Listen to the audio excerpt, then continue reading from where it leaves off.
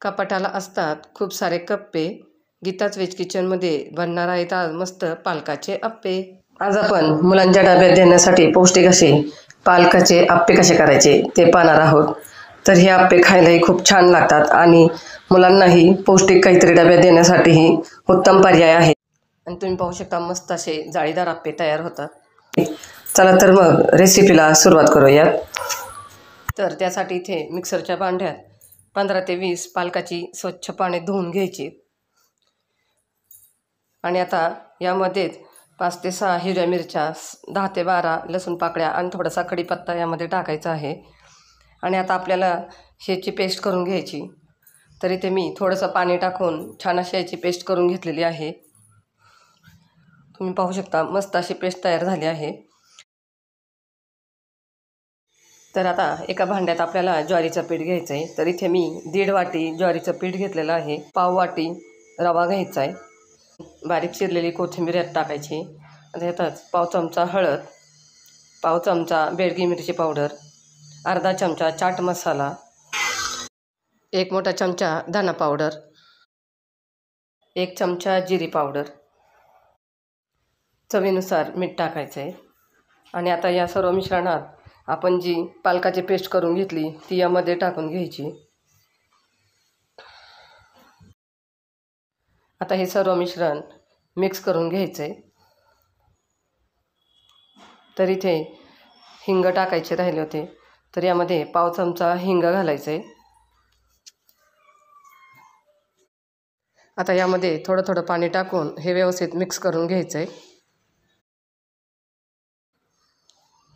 तर जास्त पातळही नाही आणि घट्टही नाही हे मिश्रण ठेवायचं.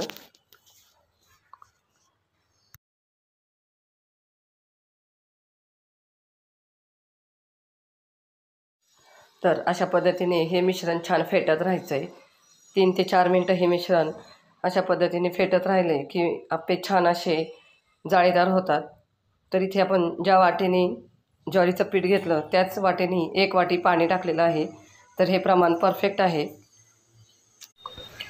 आता या मिश्रणावर झाकण ठेवून आपल्याला एक 10 ते 15 मिनिटासाठी हे पीठ भिजवून घ्यायचं आहे. इथे 15 मिनिटं झालेले आहे.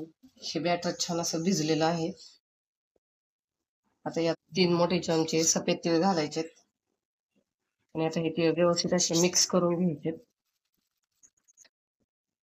आता तीळ मिक्स करून झाले की यात पाव चमचा खायचा सोडा घालायचा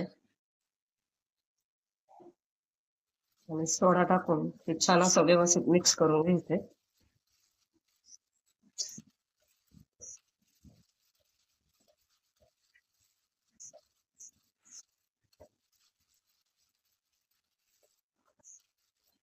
आता हे छान मिक्स करून झाले. आता आपण इथे अप्पे करून घेऊयात. तर आता इथे अप्पे पात्र गरम करायला ठेवून त्यात थोडंसं तेल घालून घ्यायचंय. तर अशा पद्धतीने सर्व तेल पसरवून घ्यायचंय आणि आता यामध्ये तयार केलेलं मिश्रण टाकायचंय.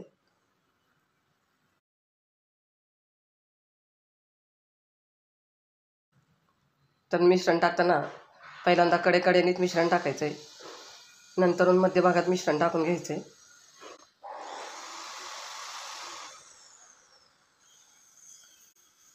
आणि आता यावर 1 मिनिट झाकण ठेवून गॅस मध्यम आचेवर ठेवायचा.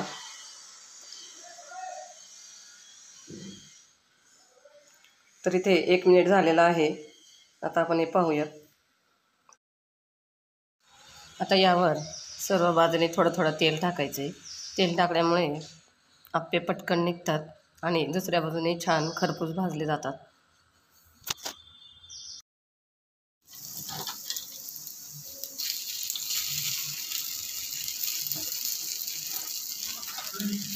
तर तुम्ही पाहू शकता मस्त असे अप्पे फुगले आहेत आणि छान भाजले पण आहेत.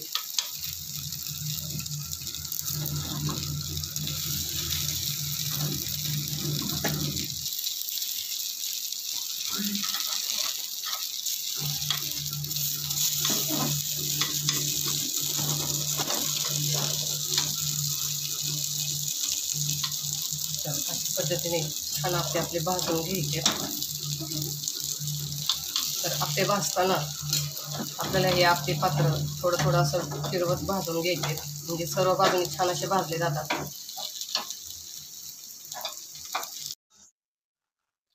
तर इथे दुसऱ्या बाजूने छान असे भाजले आहेत. तर हे काढून घ्यायचे.